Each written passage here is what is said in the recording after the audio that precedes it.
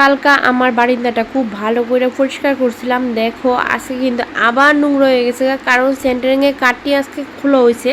আর সেন্টারিংয়ে কাঠ খোলার পরে বারিন্দার অবস্থা তো দেখতেই পারতেছো। আজকে কিন্তু আবার পরিষ্কার করতে হইব। তো যাই হোক, বাইন্দাটা কিন্তু পরিষ্কার করে রেলিছিলাম দুপুরবেলা, এরপরে আর ভিডিও করছিলাম না। তো সন্ধ্যার সময় বা বাইন্দাটা টুকটাক একটু গুছাই লাইতেছি, মানে যেখানে জিনিস সেখানে রেখে দিতেছি। আর জানলাটাও লাগাই দিতেছি, কারণ বাইরে বৃষ্টির সম্ভাবনা, কারণ বৃষ্টি হইব একটা ভাব হয়ে গেছে, যে কোনো সময় লেমে যাবো গা। তো সেই দিকে চাইই আমি কিন্তু বাইন্দাটা আমার জুতা টুতা সরাইয়া সব ঠিকঠাক করে লেছি, যাতে কোনো কিছু না ভিজতে পারে। কারণ এখনও কিন্তু জানলাম দরজা কিছুই লাগানো হয়েছে না। তারপরে একটা আম খাইতে ইচ্ছে হইলো, আমটা দেখলাম ভালোই ফাইকা গেছে গা, তো তার লিগে এটা কাটতে লাইতেছি এখন। তো বড় রে কইলাম, তো তুমি একটু আমটা কাটটা দো আমারে। তো ওই কাটটা দিল আমরা। তো বললাম যে তুমি পিস করে কাটটা দো, তো পিস করে আম খাইতে কিন্তু খুবই ভালো লাগে। আর এই সিজনে এখন আমরা কিছুটা সস্তা আছে, কিছুদিন পরে আবার দাম বেড়ে যাবে, তখন আর আম খাইতে পারতাম না। এই লিগে এখন একটু বেশি বেশি করে আম খাইলে যাচ্ছি। অন্যবার তো এত আম কিনেও লাগে না, কারণ গাছের আমই প্রচুর থাকে। ঘরের মধ্যে প্রায় 20 কেজি 25 কেজি মতো আম থাকে, কিন্তু এবার একটা আম হয়েছে না গাছের মধ্যে, একটা গাছেও একটা আম ধরছে না। তো যে কারণে এবার সব আম কিনা খাওয়ান লাগতেছে সব আম। তো দেখতে দেখতে কিন্তু বৃষ্টিও আয়া পড়ছে। দেখো কি মুষলধারে যে বৃষ্টি পড়তেছে, আর বারিন্দাটা দেখো ভিজা কি অবস্থা। মানে বৃষ্টির সব জল ঘরে, মানে বারিন্দার মধ্যে কি হারে বৃষ্টি আইতাছে, কি কইতাম তোমরা। বারিন্দা দিয়েও লাভ হইছে না, এতটা খারাপ অবস্থা। মানে কি লাভ হইলো বুঝতেছি না। বারিন্দা দিয়ে এসে ল তো জ্বলাইতেছে, মানে দুঃখ লাগতেছে তোমরা, কি কইতাম। তো দেখো এই বৃষ্টির জল আমি যে কী করি, পাপুস টাপুস যা আছে সব কিন্তু ভিজা গেছে গা। এই ঘরের সামনে যা পাপুস আছে সব ভিজা গেছে গা। দেখো কেমনে বৃষ্টি পড়তেছে, তোমরাই দেখো। তো এটার কি সলিউশন আছে তোমরা একটু সাজেস্ট করো। আমরা তো মনে হইতেছে যে সামনে দিয়ে টিন লাগাইতে হইব, এছাড়াও তো আমি এখনো পথ দেখতেছি না। আগে যে এরকম টিন আসতো এইভাবে আবার টিন লাগাইতে হইব বাইরের দিকে, নাইলে তো আমি আর কোনো পথ দেখতেছি না। তো যাই হোক, দাঁড়াই দাঁড়াই বৃষ্টি দেখতেছিলাম। ও বাবাও এখন, মানে সুজয়ের বাবা ঘরে নাই, তো একাই দাঁড়াই দাঁড়াই বৃষ্টি দেখতেছিলাম যে কী করা যায়। আমি ভিডিও করে রাখছি সুজয় বাবারে দেখার লিগা।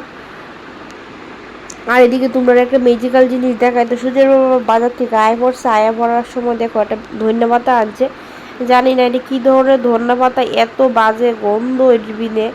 আমার তো মনে হয় না এটা ধন্যা পাতা, এই অন্যরকম পাতার মতো লাগতেছে, এত বাজে গন্ধ কি কইতাম। মানে তরকারি দিলে তরকারি 12টা বাজে যাবো গা। তো আর সাহস হয় না আমার এই তরকারি দেবো, এটি এমনি মনে থাকবো, ফ্রিজে পড়ে থাকবো। দেখতে কিন্তু ধন্যা পাতার মতো, কিন্তু পাতাটি ভারী ভারী। ধন্যা পাতার মতো গন্ধও না, আর পাতাটি কেমন জানি ভারী ভারী ভারী ভারী। তো দেখা যাক কি করি। আর আমি জানি না, তোমরা যদি জানি না থাকো এটি কী পাতা আমার কমেন্টে জানাইও, তাহলে দেখি কি করা যায়। তো রাত্রেবেলা কি রান্না করবো, মানে কিছু নাই খাওয়ার মতো। সকালে একটু ডাল রান্না করছিলাম শুধু, তো এখন একটু ডাটা তরকারি রান্না করতেছি, ডাটা আলু টমেটো দিয়ে মাছের বড়ি দিয়েছিলাম। তো দেখতে কিন্তু তরকারিটা খুবই সুন্দর হয়েছে, খাইতেও কিন্তু দুর্দান্ত হয়েছিল, মানে অসাধারণ হয়েছিল খাইতে। তো রাত্রিবেলা এইটাই ওর বাবা কইছিল একটা ভাজা করে নাও। তো আমি বললাম না, ভাজা করা দরকার নাই, ডাটাটা যেহেতু আছে অল্প, এই ডাটাটা কাইটে একটা তরকারির মতো করলে খাওয়া হয়ে যাবে সুন্দর। আর এইদিকে সুজয়, আমরা দুজনে খাওয়ানোর লিগা শশা কাটতে দিতেছে। দেখো ও শশা সুলাইতে খুব ভালো লাগে, পিলার দিয়েছিলা, তো আমরা হেল্প করে দিয়েছে কাটতেছিলা। তো আমিও দেই টুকটাক কাজ করতে, যাতে করে ও একটু কিছু টুকটাক ঘরের কাজ শিখুক। সবারই শেখা দরকার, ছেলে হোক আর মেয়ে হোক। আমি এটা আবার বিষয়টা তফাৎ করি না, সে কাজ তো কাজ, সবারই শেখা দরকার। যাই হোক, আমার এখন রান্না বান্না কিন্তু শেষ। তারপরে কিন্তু আমি গ্যাসটা মুছে লাইতেছি ভালো করে সেটা, কারণ রাত্রিবেলা গ্যাসটা মুছে রাখলে সকালবেলা একটা হেডেক ফ্রি করতে পারো। যদিও আমি সকালবেলা ঘুমোর থেকে ওইটা কিন্তু গ্যাসটা আবার একটু জল দিয়ে মুছি, ভিজা ন্যাকড়া দিয়ে সেটা। এটা হচ্ছে বাসি গ্যাসটা মুছি আর কি, মানে মেইন যে পরিষ্কার ক্লিনটা সেটা আমি রাত্রিবেলায় কিন্তু কইরা রাখি এখন। আগে করতাম না, কারণ আগে আর মানে আরও বেশি মানে প্রেশার পড়ে যেত আমার, মানে সকালবেলা। কিন্তু এখন আমি কইরা রাখি, যাতে সকালে আমার মানে গায়ে প্রেশারটা না পড়ে। তো দেখো এদিকে শসা কাটা শেষ, তারপর তরকারি কমপ্লিট রান্না করা। দেখো তরকারিটা কত সুন্দর হয়েছে কালারটা দেখতে। আর এদিকে কালকে মানে সকালে ভাত রান্না করছিলাম, সেই ভাত আছে, বেশি করে রান্না করছিলাম যাতে আর রান্না না করুন লাগে। তো এখন সবজি যে আনছে বাজার থেকে সেগুলি এখন ফ্রিজে রেখে দেবো। তো এদিকে আছে পটল, ধনেপাতা আর আছে টমেটো, তো সেগুলি এখন ফ্রিজে রেখে দেবো। নাইলে এটি সকালে উঠতেই দেখুন পটলটি হলুদ হয়ে গেছে। পটলের জানি আবার কী স্বভাব, বাইরে থাকলে কিন্তু হলুদের জায়গা, একদিন থাকলেই হলুদের জায়গা। তো এখন আমি ফ্রিজে রেখে দেবো এটি। আর ফ্রিজটা সেদিন পরিষ্কার করছিলাম ভালো করে, তো এখন এলাকা ফ্রিজটা ভালো করে ব্যবহার করতেছি। এখন ফ্রিজটা আমি ঠিক করে ব্যবহার করছি না, ডিপ ক্লিন করছি একদম ফ্রিজটা আমি, দেখো।